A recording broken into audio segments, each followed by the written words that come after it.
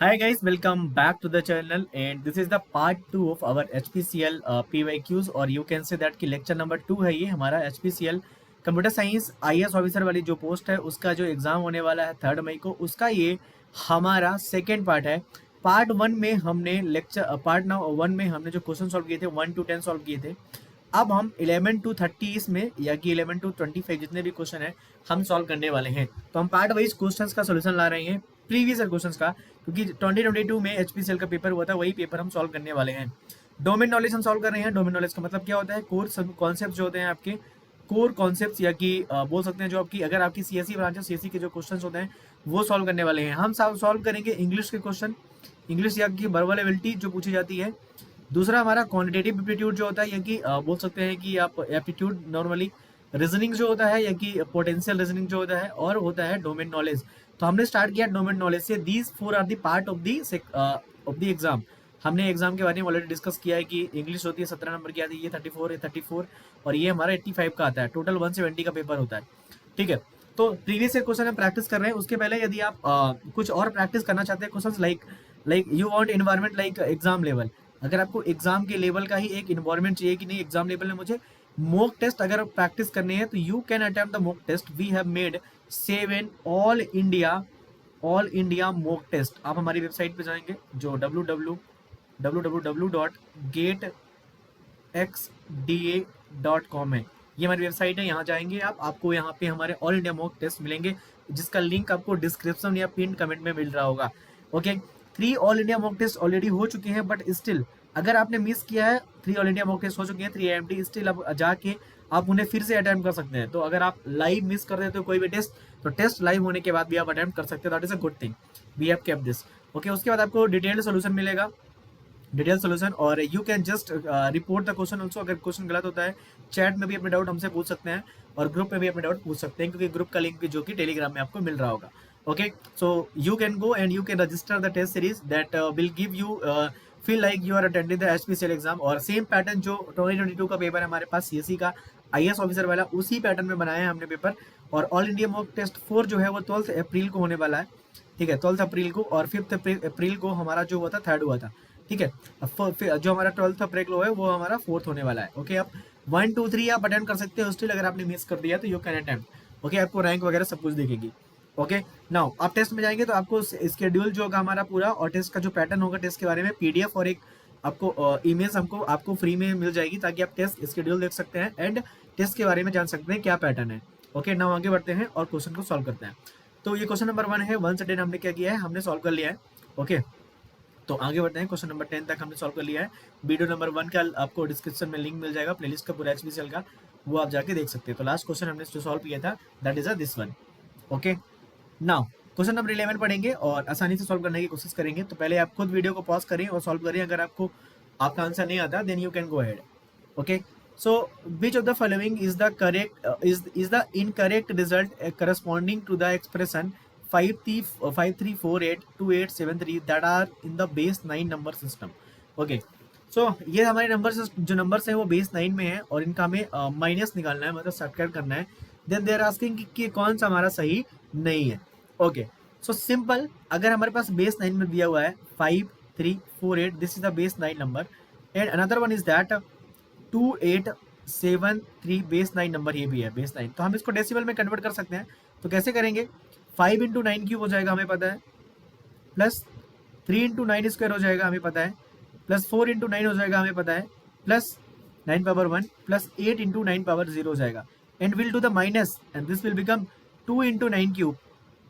Just हम इसको open कर रहे हैं, 8 इंटू 9 स्क्वायर प्लस 7 इंटू 9 के power 1 plus 3 into 9 power 0, this will become like this. Okay, now you can solve this one. तो हमारे डेसिमल में आंसर आएगा। तो देखो, अब एक चीज अच्छी चीज ये है कि अगर आप ये माइनस अंदर डालोगे तो सभी में माइनस लग जाएगा। तो मैं सेम पावर वालों पे माइनस लगा सकता हूँ, 5 into 9 cube minus 2 into 9 cube लगा सकता हूँ, plus 3 into 9 square minus 8 into 9 square, plus 4 into 9 power 1 minus 7 into 9 power 1, plus 8 9 power 0 मतलब 1, माइनस 3 9 पावर 1 मतलब 0। ये पूरा जो माइनस था इसके अंदर हमने क्या किया था, ओपन कर दिया। नाउ यहाँ पे 9 क्यूब कॉमन ले लिया था, कितना हुआ हमारा 9 cube. You can say that कि this is a 5 into 2 5 minus 2 that is 5 minus 2 कितना हो जाएगा हमारा 3 हो जाएगा, प्लस यहाँ पे 9 स्क्वायर कॉमन ले लिया थी, कितना हो जाएगा हमारा माइनस का कितना हो जाएगा -5 हो जाएगा हमारा, ओके। प्लस यहाँ पे अगर यहाँ पे 9 कॉमन ले लिया थी, कितना हो जाएगा हमारा -3 हो जाएगा, 7 में 4 गए तो माइनस कितना हो गया 3 हो गया, 9 कॉमन ले लिया, प्लस यहाँ पे कितना हो जाएगा 5 हो जाएगा। Now 9 into now you can calculate this one, okay, you can calculate this one and you can solve this. तो 9 क्यूब कितना हो जाएगा, यहाँ पे आप कैलकुलेटर यूज कर सकते हैं, ये कि आप अगर एग्जाम में कैलकुलेटर नहीं है तो then you can use 9 into 9 into 9 into 3 that is was 2187 okay. यहाँ पे माइनस करेंगे क्योंकि माइनस का साइन इधर आएगा, तो यहाँ पे हो जाएगा 81 इंटू हमारा हो जाएगा 5, तो कितना हो जाएगा माइनस का 405 -27 प्लस 5। इसको आप सॉल्व करेंगे आगे, अगर इसको आगे सॉल्व करते हैं आप तो जो हमारा हो जाएगा फाइनल आंसर होगा 2187 -405 प्लस 5 माइनस का 27 that is 1760। This is in the decimal number system. This is what? This is in the decimal number system. So we have to tell the which one is the correct or incorrect option. Okay. So the expression 5384 that are in the base 9 number system. So हमें incorrect बताना है. So option number 1 बोल रहा है 1760 is in the decimal number system. This is the correct answer. ये हमारा क्या correct है। Now ये मुझे बोल रहे हैं कि 6e2 is in the hexadecimal number. 6e2 is in the hexadecimal number. Simple क्या है, आपको ऑप्शन नंबर 2 को उठाओ और इसको सीधा डेसिमल में कन्वर्ट कर लो, तो ये जाएगा 16 square into 6 plus E into 16 क्योंकि बेस हमारे कितने होते हैं 16 होता है, प्लस 2 इंटू 16 पावर 0। तो हमारा आंसर कितना हो जाएगा 16 स्क्वायर कितना होता है 256 होता है, 256 इंटू 6 कर लो तो कितना हो जाएगा 1536 प्लस ई का मतलब क्या होता है, ई मतलब 14 into 16 that is what 224 plus 2 into 16 power 0 that is 2। इसको ऐड करोगे तो plus 2 plus 1536 that is 1762। So this is the wrong option. क्यों? क्योंकि जो हमारा रिजल्ट आया था वो कितना आया था डेसिमल में 1760 आया था, हमने इस वाले को भी डेसिमल में कन्वर्ट किया दैट इज 1762। तो मतलब ये क्या है हमारा रॉन्ग ऑप्शन है।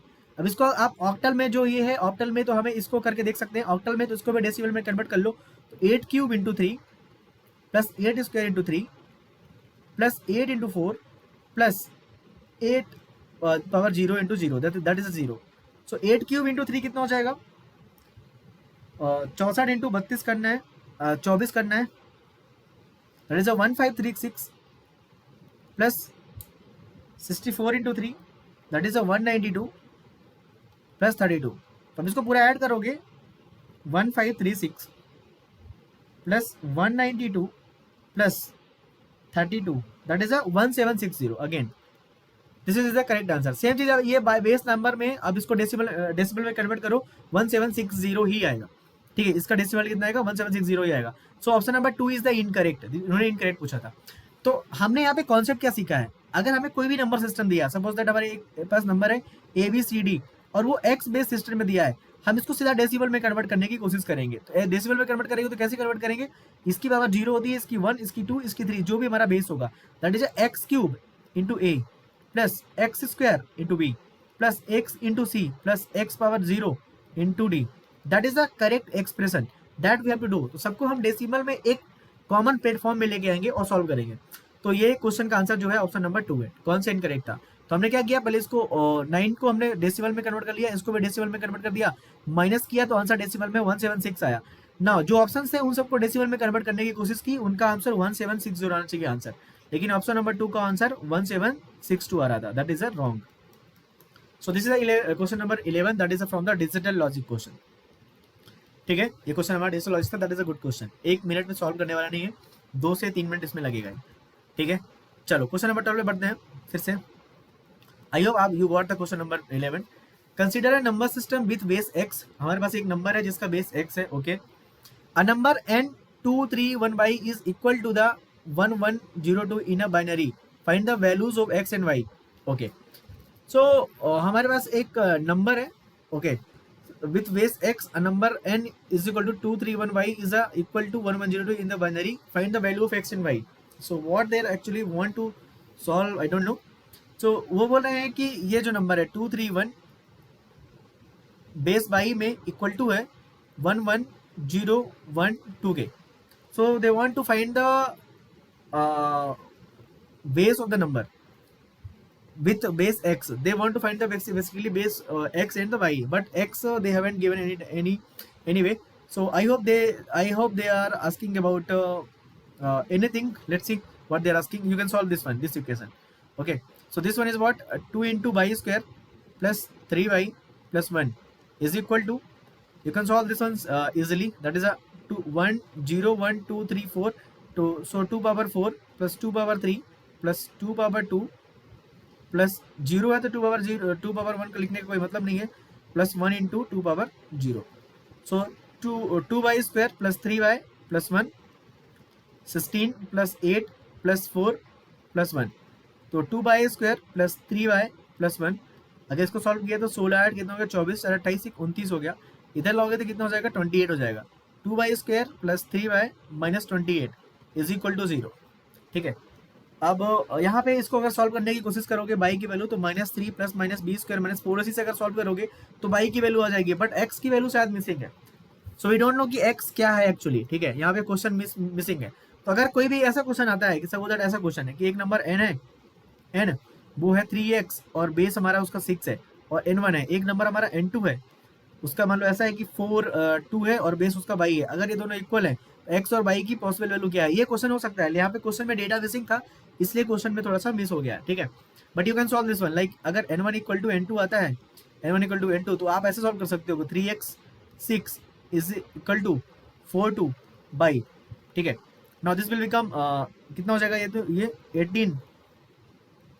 18 plus x is equal to ये हो जाएगा 4 बाय प्लस 2। तो यहाँ हमारे पास जो आंसर आएगा वो कितना आ जाएगा, यहाँ पे अगर x माइनस 4 बाई की वैल्यू जो होनी चाहिए वो होनी चाहिए -16, मतलब 4 बाई माइनस एक्स की वैल्यू होनी चाहिए 16। तो हमें यहाँ पे लीनियर वैल्यूज पुट करके x और y की ऑप्शन में जो होगा वो चेक करना होगा। So basically this question is not complete, so we are skipping this question. तो ऐसे क्वेश्चन अगर आते हैं तो आपको इक्वल करके जस्ट x और y की वैल्यू फाइंड करनी है। बट यहाँ पे जो कंडीशन होगी देखो x की, यहाँ पे x लेस देन 5 होगा, लेस देन 6 होगा। क्यों? क्योंकि जो बेस होता है उससे नंबर क्या होती है, कम होती है। और यहाँ पे जो हमारा बाई होगा, जो बाई होगा तो बाई तो मतलब हमारा बाई जो होगा वो तो हमारा ग्रेटर देन, चलो इनसे तो बड़ा ही होना चाहिए 4 से, मतलब क्योंकि 4 से बड़ा ही होना चाहिए, छोटा नहीं हो सकता बेस। ठीक है, अगर अब मैं बात करूँ डेसिमल नंबर सिस्टम की, तो बेस कितना होता है, बेस 10 होता है, और जो नंबर यूज होते हैं अंदर 0 1 2 3 अप टू 9 होते हैं। तो बेस होता है जो होता हुआ है नंबर से जो यूज होते हैं अंदर, वो उससे क्या होता है, बड़ा होता है। ठीक है, सो दिस इज द फंडा ऑफ दिस क्वेश्चन। आगे बढ़ते हैं क्वेश्चन नंबर 13 में। ओके, बड़ी मुश्किल होती है ऐसे PYQs निकालना फिर उन्हें सॉल्व करना। सो क्वेश्चन नंबर 13 पे आते हैं। Okay, now which of the following is a regular grammar for a language denoted by the regular expression AB star A। हमें एक लैंग्वेज दी हुई है, that is AB star A। मतलब जो लैंग्वेज हमारी जनरेट होगी, कितने भी नंबर ऑफ AB आप जनरेट कर लो, AB के बाद A, फिर AB ले लो, फिर AB ले लो, फिर A ले लो, फिर AB ले लो, फिर A, तो कौन सा ग्रामर इसको जनरेट कर रहा है, that we have to see. Okay, चलो क्वेश्चन हम अच्छे से देखते हैं। तो हमारे पास ये ग्रामर है, S स्टार्टिंग सिंबल है, AB टर्मिनल्स है, और ये हमारा रूल है। तो रूल नंबर 1 देखते हैं। S बोलता है AB goes to S and A। Okay, so can it generate it? Yes, it can generate. Now it is again saying S also, I think it is again saying S, no it is this is the wrong thing that is they given। S मतलब हमारा जो है मतलब start symbol वो बता रहे हैं, ठीक है, ग्रामर में। So this is the grammar, और दूसरा ऑप्शन जो लिखा हुआ है S goes to AS then B। ठीक है, और तीसरा हमारा जो है AB S देन B। चौथा जो हमारा है S goes to BS and A। सो हमें देखना है कि सारी लैंग्वेज जनरेट हो रही है कि नहीं हो रही है। देखो हम यहाँ से A नहीं जनरेट कर सकते। देखो तो ये ऑप्शन तो गलत हो गया, क्योंकि हम इसको अगर एक बार भी नहीं लेंगे, इसको हमारा A भी तो जनरेट होगा। AB स्टार का मतलब ये है कि AB को आप कितनी बार भी लो, 0 बार भी। तो अगर मैंने एक बार भी नहीं लिया इसको, तो आंसर क्या हो जाएगा, A।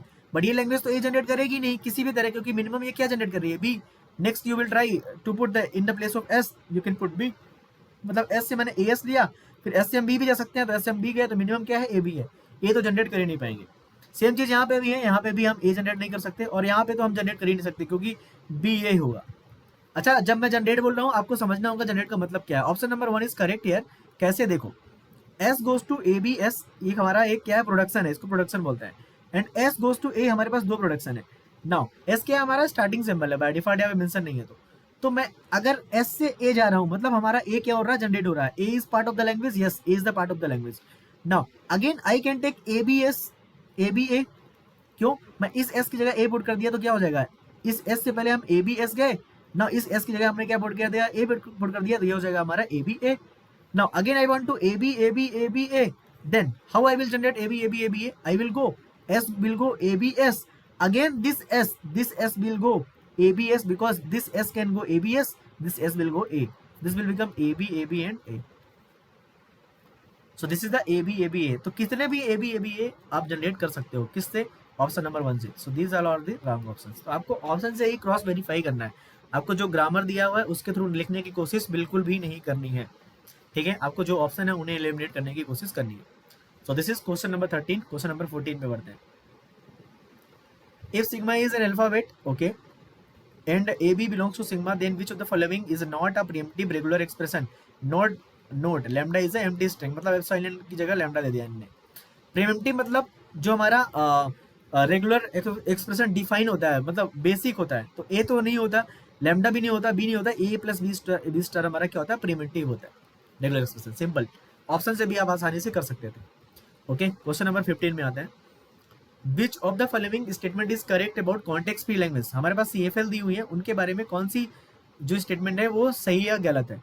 Every context free language is regular, गलत हो गया ये। मैंने कल बताया था पार्ट 1 में कि every context free is not regular. क्यों, हमारे पास जो हायरार्की होती है, पहले रेगुलर लैंग्वेज होती है, फिर DCFL होती है, फिर हमारे पास CFL होती है, फिर हमारे पास CSL होती है, फिर हमारे पास रिकर्सिव होती है, फिर हमारे पास REL होती है, ठीक है। रेगुलर लैंग्वेज के लिए हम फाइनाइट ऑटोमेटा बनाते हैं, जिन्हें हम DFA बोल सकते हैं और NFA बोलते हैं या कि एप्सिलॉन NFA बोलते हैं। These all are same in the power. DCFL के लिए हमारा होता है DPDA, deterministic push down automata. CFL के लिए होता है NPDA, non deterministic push down automata.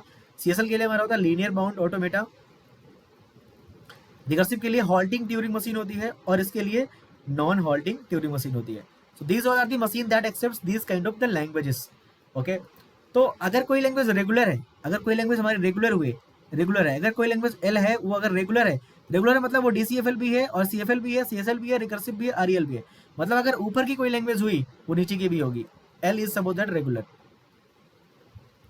ठीक है। तो हम ऐसा समझ सकते हैं कि जो हमारा रेगुलर लैंग्वेज होता है उसके अंदर होता है हमारा DCFL, फिर हमारा होता है CFL, फिर हमारा होता है CSL, फिर हमारा होता है रिकर्सिव, फिर हमारा होता है REL, okay. So this is the part, you can से द वेन डायग्राम, ओके। तो हम अब समझते हैं every context free language is regular. तो कॉन्टेक्स्ट फ्री क्या है, ये तो कॉन्टेक्स्ट फ्री रेगुलर होगी क्या, नहीं। Every regular is context free but context free is not regular, this is the incorrect. Every regular grammar is context free, सही हो गया, क्योंकि रेगुलर है तो वो क्या होगा, सभी होगा, सही हो गया। Context free languages can not be recognised by the push down automata, गलत, कि कॉन्टेक्स्ट मैंने बताया पुश डाउन ऑटोमेटा चाहिए तो रिकॉग्नाइज हो सकता है। Context free languages are close under intersection, तो गलत हो गया, ये क्लोज नहीं है। क्लोजर प्रॉपर्टी वाली मैं टेबल दूंगा आपको, ठीक है। This one is wrong, this one is wrong, this one is wrong, this is true. तो अगर आपको TOC का क्लोजर प्रॉपर्टी का टेबल पढ़ना है तो आप जाओ गेट 2025 वन शॉट वाली प्लेलिस्ट है एक, वहाँ पे आप वन शॉट वाली प्लेलिस्ट जो है वो आप पढ़ सकते हैं, वहाँ से क्वेश्चन आपसे बन सकते हैं। तो अगर आपको कोई चीज़ वन शॉट में सीखनी है, आपको लगता है कि वन शॉट में सीख सकता हूँ मैं इस एग्जाम को क्रैक करने के लिए, लाइक TOC टेबल हो गया, ठीक है, कुछ एल्गो के कुछ मास्टर थ्योरम वगैरह हो गए, वो सब वन शॉट, तो आप मेरे चैनल में इसी में गेट 2025 वन शॉट की प्लेलिस्ट है, आप जाके वो देख सकते हैं। B+T सब कुछ मैंने पढ़ाया और ये चीज़ें आपको क्लियर होंगी वहाँ, okay. So this one is a question number 15। आगे बढ़ते हैं क्वेश्चन नंबर 16 में, okay.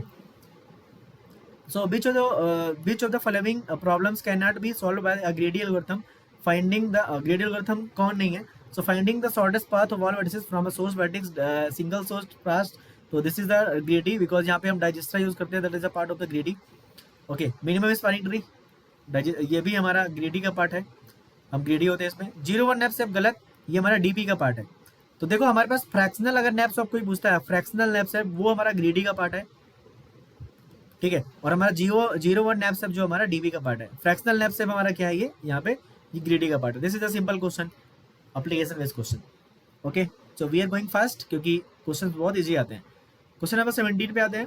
Which of the following grammar is a regular grammar, they are asking which one is the regular grammar. Okay, so regular grammar का जो grammars होते हैं उनका rule होता है। देखो हमारे पास सबसे पहले रेगुलर ग्रामर होता है, ठीक है, फिर हमारे पास CFG होता है, कॉन्टेक्स्ट फ्री ग्रामर होता है, फिर हमारे पास CSG होता है, फिर हमारे पास रेस्ट्रिक्टेड ग्रामर होता है। तो जो फॉर्मेट होता है ना, सपोज दैट हमारा ए स्टार्टिंग सिंबल है, तो ए बोलता है A goes to A star होना चाहिए, या कि आप ऐसा ए गोज टू दूसरा सिंबल ले सकते हैं,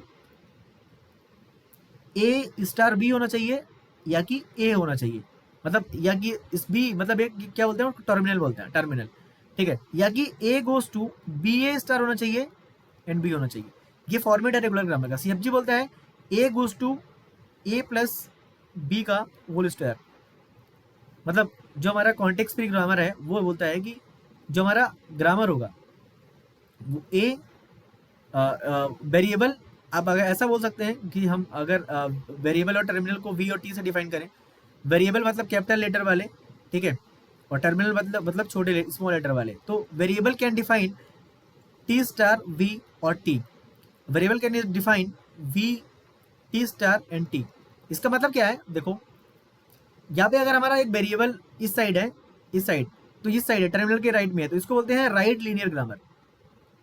variable goes two variable terminal, this is the left linear grammar, ठीक है। तो रेगुलर ग्रामर या तो लेफ्ट लीनियर ग्रामर होगा या कि right linear grammar. So regular language will be either left linear grammar or right linear grammar, not both at a time. ये line बहुत इंपॉर्टेंट होगी।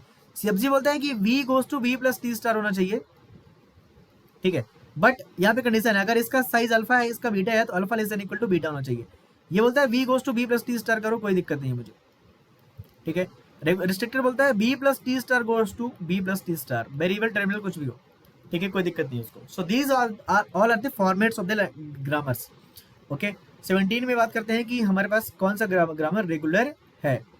So which of the following grammar is a regular grammar? Okay, so S goes to AS, A, तो हम लिख सकते हैं इसको S goes to AS। तो यहाँ पे देखो ये राइट लीनियर ग्रामर है, यहाँ पे right, now it is a right, then no should come at the as a left linear grammar. Okay, now here you can say that कि यहाँ पे हमारा ये A आ गया डायरेक्ट, ठीक है, ये भी हमारे पास अलाउड है क्योंकि हमारे पास एक क्या टर्मिनल है, ठीक है, अलाउड है। बट यहाँ पे B गोज टू AC आ रहा है, A बीच में आ रहा है, तो A बीच में नहीं आना चाहिए, this is a wrong, simple. ना यहाँ पे देखो S गोज टू AS, ये राइट में आ रहा है, ठीक है, अब राइट में ही आना चाहिए, A अलाउड है, A गोज टू BA, ये राइट में आ रहा है, ये BA, this is the allowed, this is allowed. Again यहाँ पे देखो S गोज टू AS है, फिर A है, कोई दिक्कत नहीं है, A गोज टू ABAC बीच में आ रहा है, दिक्कत है।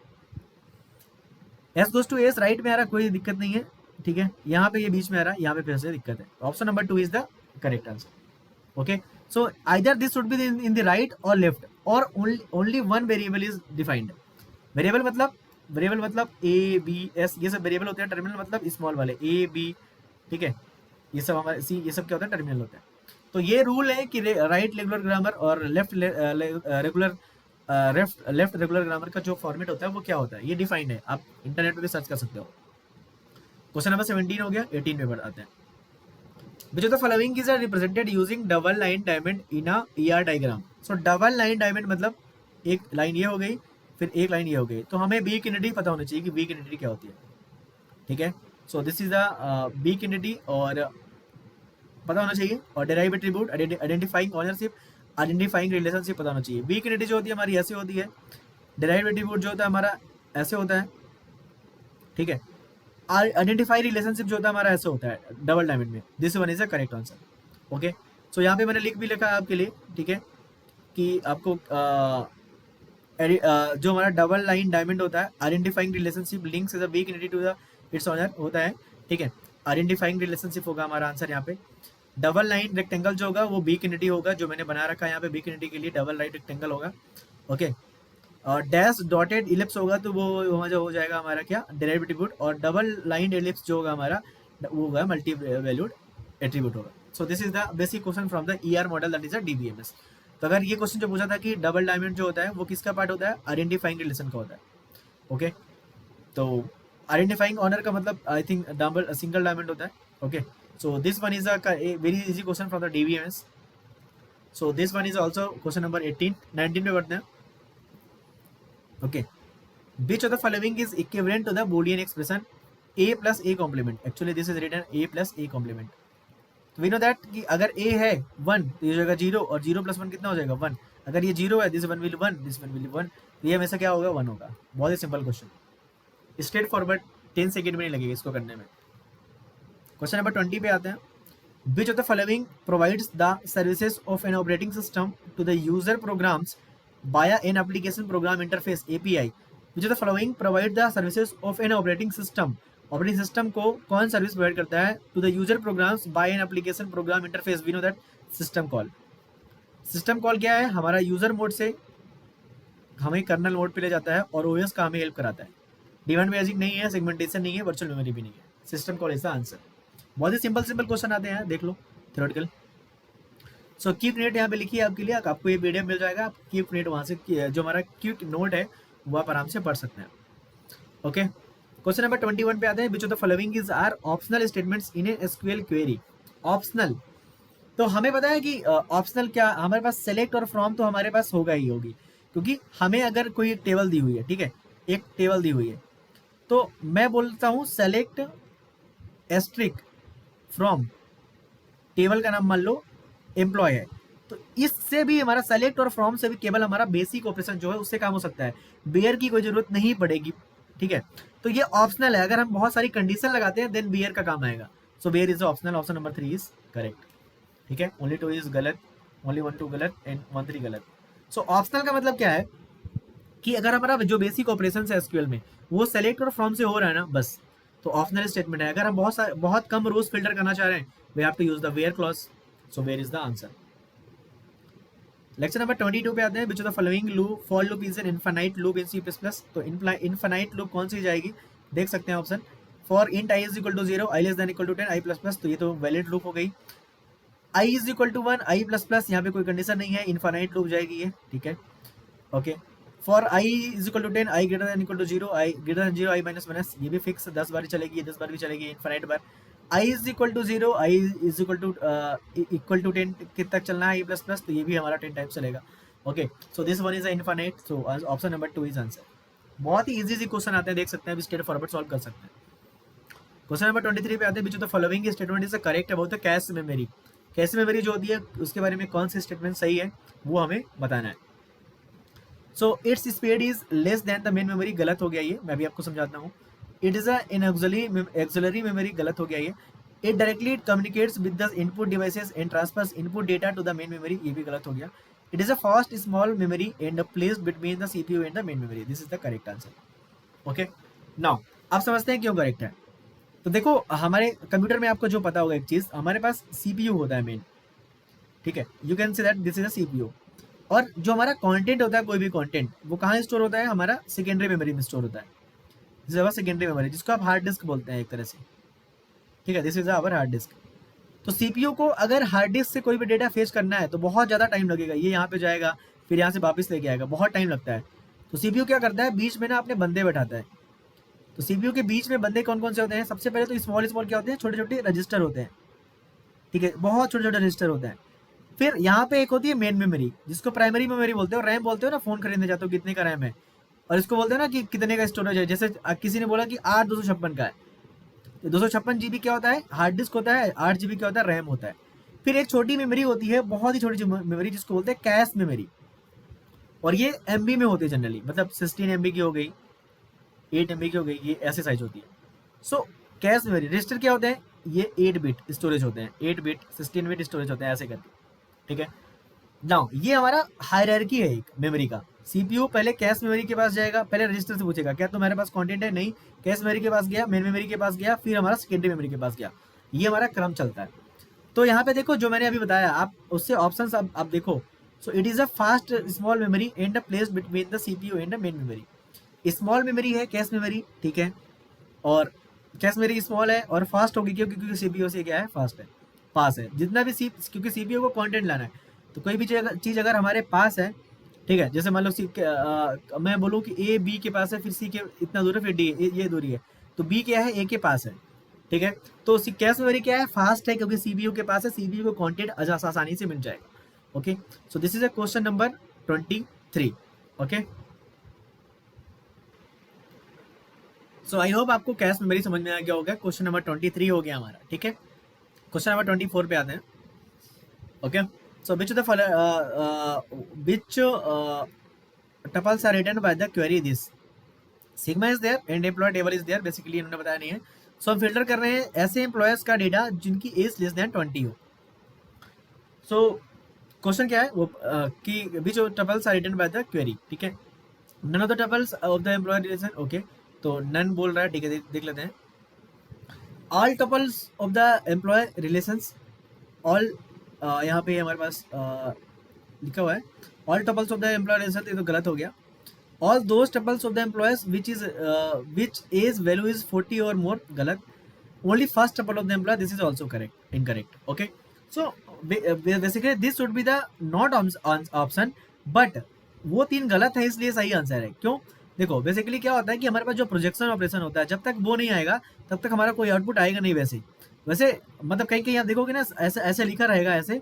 इसका आंसर क्या होगा? Employees having age less than 20. लेकिन यहाँ पे क्वेश्चन में एम्बिग्यूटी है इसलिए ऑप्शन हमारा ये है.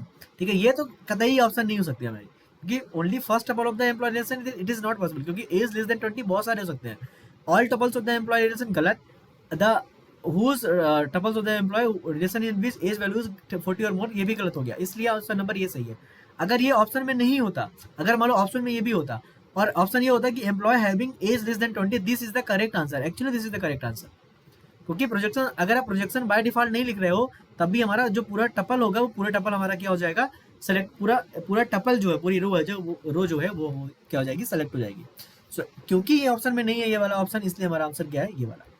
ठीक है, तो पेपर के क्वेश्चंस में कुछ डेटा मिसिंग था इसलिए हो सकता है ये ऐसा क्वेश्चन हो सकता है कि एम्बिग्यूटी भी रही हो एग्जाम में. But I think you got it right. DBMS का क्वेश्चन था. ठीक है, चलो. Which of the following statement is incorrect about 3 address instruction. तो 3 address instruction का मतलब क्या होता है? हमारे पास जो इंस्ट्रक्शन होती है उसमें क्या होता है? ऑप कोड होता है, फिर मोड होता है, फिर हमारे क्या होता है? ऑपरेंड्स होता है. ठीक है,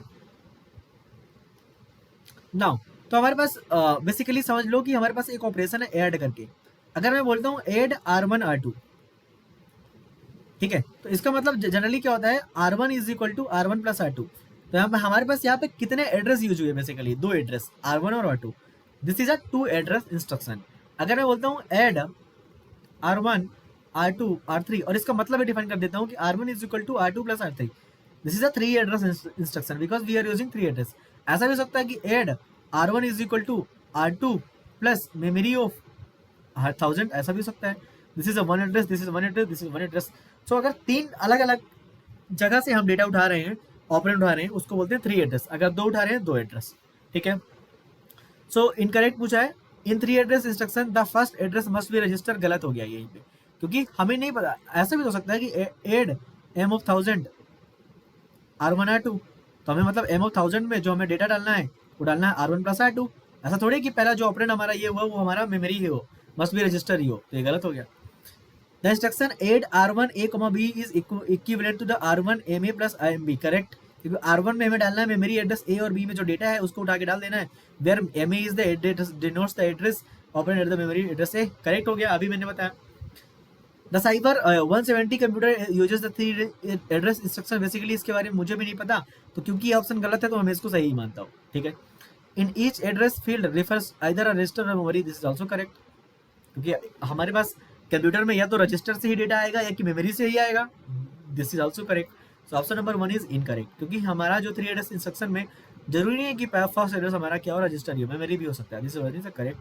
this all are the correct. Okay, so this is the question number 25.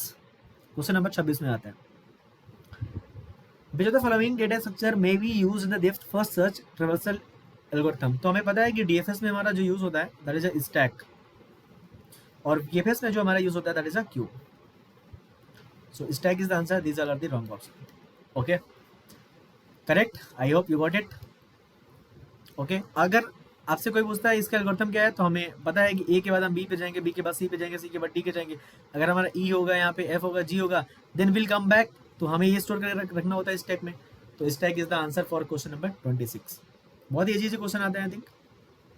Now question number 27 को पढ़ते हैं और सॉल्व करने की कोशिश करते हैं। Which of the following is the transaction function of deterministic finite automata m is equal to this 5 table दिया हुआ है। स्टार्ट यहाँ पे हमें पास set of states, set of alphabets, transaction, start state, final state corresponding to language w mod 3 is equal to 0 where the ab q1 2 3 q not 1 and f is equal to 1 final state है।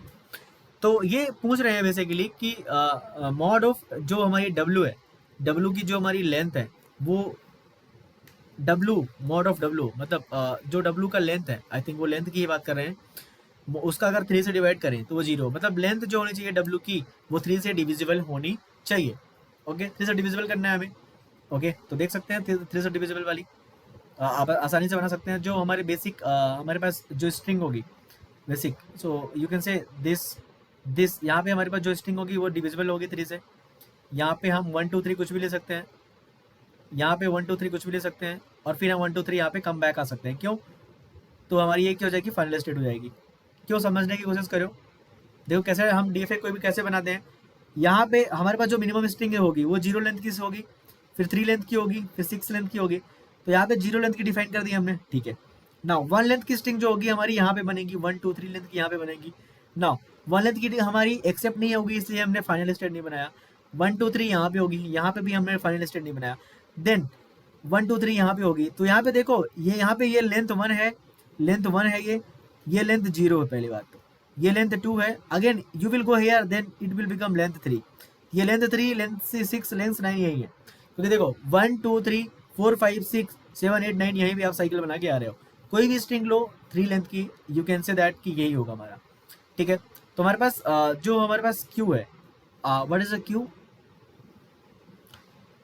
Okay transition function of the deterministic finite automata, हमारे पास Q जो है okay set of state है actually, sorry Q is a set of status that is a 1 2 3। हमारे पास 1 2 3 जो है state है, ठीक है। यहाँ पे मैंने गलत बता दिया, यहाँ पे हमारे पास अल्फाबेट जो है ए बी है, not logic is same only.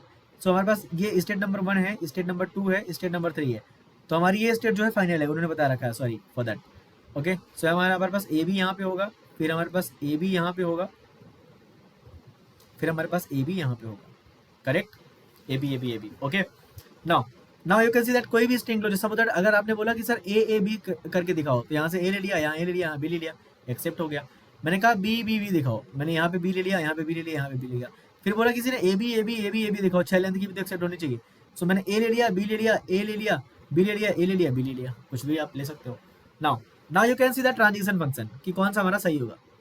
तो यहाँ पे ट्रांजिशन फंक्शन क्या है, स्टेट नंबर 1 जो है ए पे कहाँ जा रहा है, स्टेट नंबर 1 जो है 1 पे कहाँ जा रहा है, स्टेट नंबर 1 पे जा रहा है, नहीं गलत, क्योंकि स्टेट नंबर 1 ए पे 2 पे जा रहा है, तो ये भी गलत हो गया और ये दोनों सही हो गए। ये दोनों में से कोई हो सकता है। नो स्टेट नंबर 1 बी पे कहाँ जा रहा है, स्टेट नंबर 1 ये स्टेट नंबर है, बी पे कहाँ जा रहा है, 2 पे जा रहा है, करेक्ट। यहाँ पे स्टेट नंबर 1 जो है बी पे 1 पे जा रहा है, गलत।